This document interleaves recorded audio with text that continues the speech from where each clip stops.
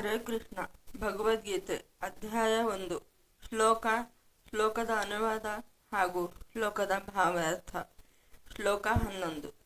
ಅಯನೇಷು ಚ ಸರ್ವೇಷು ಯಥಾ ಭಾಗಮವಸ್ಥಿತಾಃ ಭೀಷ್ಮಮೇವಾಭಿರಕ್ಷಂತು ಭವಂತಃ ಸರ್ವ ಏವ ಹಿ.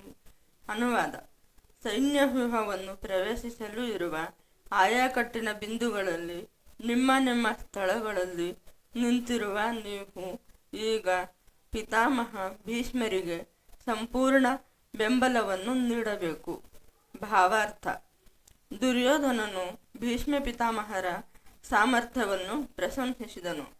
ಆದರೆ ಕೂಡಲೇ ಇದನ್ನು ಕಂಡು ಉಳಿದವರಿಗೆ ದುರ್ಯೋಧನನ ದೃಷ್ಟಿಯಲ್ಲಿ ತಾವು ಭೀಷ್ಮರಷ್ಟು ಪ್ರಮುಖರಲ್ಲ ಎನ್ನಿಸಬಹುದು ಎಂಬ ಆಲೋಚನೆ ಬಂದ ಕೂಡಲೇ ದುರ್ಯೋಧನನು ತನ್ನ ಎಂದಿನ ವ್ಯವಹಾರ ಕೌಶಲದ ರೀತಿಯಲ್ಲಿ ಮಾತುಗಳನ್ನಾಡಿ ಸನ್ನಿವೇಶವನ್ನು ಸರಿಹೊಂದಿಸಲು ಪ್ರಯತ್ನಿಸಿದನು.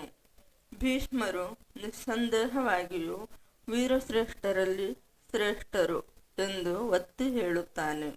ಆದರೆ ಅವರು ವೃದ್ಧರಾದುದರಿಂದ ಎಲ್ಲ ದಿಕ್ಕುಗಳಿಂದ ಅವರನ್ನು ರಕ್ಷಿಸುವ ಯೋಚನೆಯನ್ನು ಎಲ್ಲರೂ ವಿಶೇಷವಾಗಿ ಮಾಡಬೇಕು. ಭೀಷ್ಮರು ಯುದ್ಧದಲ್ಲಿ ತೊಡಗಿದಾಗ ಅವರು ಸಂಪೂರ್ಣವಾಗಿ ಒಂದೆಡೆ ಮಗ್ನರಾಗಿರುವುದರ ಲಾಭವನ್ನು ಶತ್ರುಗಳು ಪಡೆದುಕೊಳ್ಳಬಹುದು. ಆದುದರಿಂದ ಇತರ ವೀರರು ತಮ್ಮ ಆಯಕಟ್ಟಿನ ಸ್ಥಾನಗಳಲ್ಲಿ ಉಳಿದು ಶತ್ರು ಸೇನಾವ್ಯೂಹವನ್ನು ಚದುರಿಸಲು ಅವಕಾಶ ಕೊಡದಿರುವುದು ಮುಖ್ಯವಾಗಿತ್ತು. ಭೀಷ್ಮರ ಕೌರವರೊಡನೆ ಇದ್ದರೆ ಮಾತ್ರ ಕೌರವರಿಗೆ ವಿಜಯ ಎನ್ನುವುದು ದುರ್ಯೋಧನನ ಭಾವನೆ. ಭೀಷ್ಮರು ಹಾಗೂ ದ್ರೋಣರು ಯುದ್ಧದಲ್ಲಿ ತನ್ನನ್ನು ಸಂಪೂರ್ಣವಾಗಿ ಬೆಂಬಲಿಸುತ್ತಾರೆ ಎಂಬ ವಿಶ್ವಾಸವು ದುರ್ಯೋಧನನಿಗಿತ್ತು. ಏಕೆಂದರೆ ಮಹಾಯೋಧರಿಂದ ತುಂಬಿದ ಆಸ್ಥಾನದಲ್ಲಿ ಬಲಾತ್ಕಾರವಾಗಿ ದ್ರೌಪದಿಯ ವಸ್ತ್ರಾಪಹರಣದ ಪ್ರಯತ್ನ ನಡೆದಾಗ ನಿಸ್ಸಹಾಯಕಳಾದ ದ್ರೌಪದಿಯು ಭೀಷ್ಮ ಹಾಗೂ ದ್ರೋಣರಿಗೆ ನ್ಯಾಯಕ್ಕಾಗಿ ಮೊರೆಯಿಟ್ಟಳು. ಆದರೆ ಆಗ ಅವರಿಬ್ಬರು ಒಂದು ಮಾತನ್ನೂ ಆಡಲಿಲ್ಲ. ಆ ಇಬ್ಬರು ಮಹಾನಾಯಕರಿಗೂ ಪಾಂಡವರ ವಿಷಯದಲ್ಲಿ ಒಂದು ಬಗೆಯ ಪ್ರೀತಿಯಿತ್ತು. ಆದರೂ ಜೂಜಾಟದ ಸಮಯದಲ್ಲಿ ಅವರು ಆ ಪ್ರೀತಿಯನ್ನು ದೂರವಿಟ್ಟರು. ಹಾಗೆ ಈಗ ಅಂದರೆ ಯುದ್ಧದ ಸಮಯದಲ್ಲಿ ಜೂಜಾಟದ ಸಮಯದಲ್ಲಿ ಪಾಂಡವರಿಂದ ಪ್ರೀತಿಯನ್ನು ದೂರವಿಟ್ಟ ಹಾಗೆ ಈಗಲೂ ದೂರವಿಡುತ್ತಾರೆ ಎಂದು ದುರ್ಯೋಧನನು ಆಶಿಸುತ್ತಾನೆ. ಶ್ಲೋಕ 12. ತಸ್ಯ ಸಂಜನಯನ್ ಹರ್ಷಂ ಕುರುವೃದ್ಧ ಪಿತಾಮಹಃ ಸಿಂಹನಾದಮಿನದ್ಯೋಚ್ಚೈಃ ಶಂಖಂ ದದ್ಮೌ ಪ್ರತಾಪವಾನ್. ಅನುವಾದ: ಕುರುಕುಲ ಪಿತಾಮಹರು, ಯೋಧರ ತಾತ, ಪ್ರತಾಪಶಾಲಿಗಳಾದ ಭೀಷ್ಮರು ಉಚ್ಚ ಸ್ವರದಿಂದ ಸಿಂಹಗರ್ಜನೆಯಂತೆ ಶಂಖವನ್ನು ಊದಿದರು. ಇದರಿಂದ ದುರ್ಯೋಧನನಿಗೆ ಹರ್ಷವಾಯಿತು.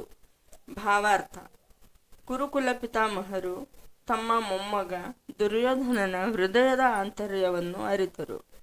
ಅವರಿಗೆ ಅವನಲ್ಲಿದ್ದ ಸ್ವಾಭಾವಿಕ ಕರುಣೆಯಿಂದ ಸಿಂಹಸದೃಶರಾದ ಅವರು ತಮ್ಮ ಘನತೆಗೆ ತಕ್ಕಂತೆ ಗಟ್ಟಿಯಾಗಿ ಶಂಖನಾದವನ್ನು ಮಾಡಿ ದುರ್ಯೋಧನನಿಗೆ ಹರ್ಷವನ್ನುಂಟು ಮಾಡಲು ಪ್ರಯತ್ನಿಸಿದರು.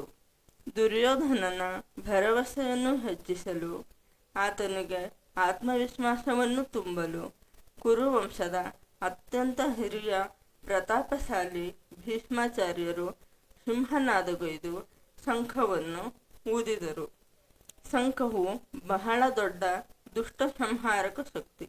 ಹಿಂದಿನ ಕಾಲದಲ್ಲಿ ಬೆಳಗ್ಗೆ ಮತ್ತು ಸಂಜೆ ತಪ್ಪದೆ ಮನೆಯ ಮೂಲೆ ಮೂಲೆಯಿಂದ ಅಷ್ಟದಿಕ್ಕುಗಳಿಗೂ ಕೇಳುವಂತೆ ಶಂಖನಾದ ಮಾಡುತ್ತಿದ್ದರು. ಇದಕ್ಕೆ ಕಾರಣವೇನೆಂದರೆ ಶಂಖನಾದದಲ್ಲಿರುವ ದುಷ್ಟಶಕ್ತಿಯ ಎದೆಯೊಡೆಯುವ ಶಕ್ತಿ. ಶಂಖನಾದ ಎಲ್ಲಿಯವರೆಗೆ ಕೇಳಿಸುತ್ತದೋ ಅಲ್ಲಿಯ ತನಕ ಯಾವ ದುಷ್ಟಶಕ್ತಿಗಳೂ ಸುಳಿಯಲಾರವು. ಮೃತ್ಯುವಿನ ತಾಂಡವವಾದ ರಣರಂಗದಲ್ಲಿ ಅಸುರಿ ಶಕ್ತಿಯ ಪ್ರಭಾವ ಇರಬಾರದು ಎನ್ನುವುದಕ್ಕಾಗಿ ಯುದ್ಧಕ್ಕೆ ತಮ್ಮವರನ್ನು ಸಿದ್ಧಗೊಳಿಸುವುದಕ್ಕಾಗಿ ಮತ್ತು ಶತ್ರುಗಳಿಗೆ ತಾವು ಸಿದ್ಧ ಎನ್ನುವ ಸಂಕೇತ ಕೊಡಲು ಹಿಂದೆ ಶಂಖವನ್ನು ಬಳಸುತ್ತಿದ್ದರು. ಇಲ್ಲಿ ಭೀಷ್ಮಾಚಾರ್ಯರು ಶಂಖನಾದದಿಂದ ತಮ್ಮ ಸಿದ್ಧತೆಯ ಸಂಕೇತವನ್ನು ಕೌರವ ಸೈನ್ಯಕ್ಕೂ ಹಾಗೂ ಪಾಂಡವ ಸೈನ್ಯಕ್ಕೂ ರವಾನಿಸುತ್ತಾರೆ. ಶ್ಲೋಕ 13. ತತಃ ಶಂಖಾಚ್ಚ ಭೇರ್ಯಚ್ಚ ಪಣವಾನಕ ಗೋಮುಖಾಃ ಸಹಸೈವಾಭ್ಯಹನ್ಯಂತ ಶಬ್ದಸ್ತುಮುಲೋಭವತ್. ಅನುವಾದ: ಅನಂತರ ಶಂಖಗಳು, ಭೇರಿಗಳು, ಕಹಳೆ, ತುತ್ತೂರಿ, ಕೊಂಬುಗಳು ಮೊದಲಾದ ವಾದ್ಯಗಳು ಒಟ್ಟಿಗೆ ಮೊಳಗಿದವು.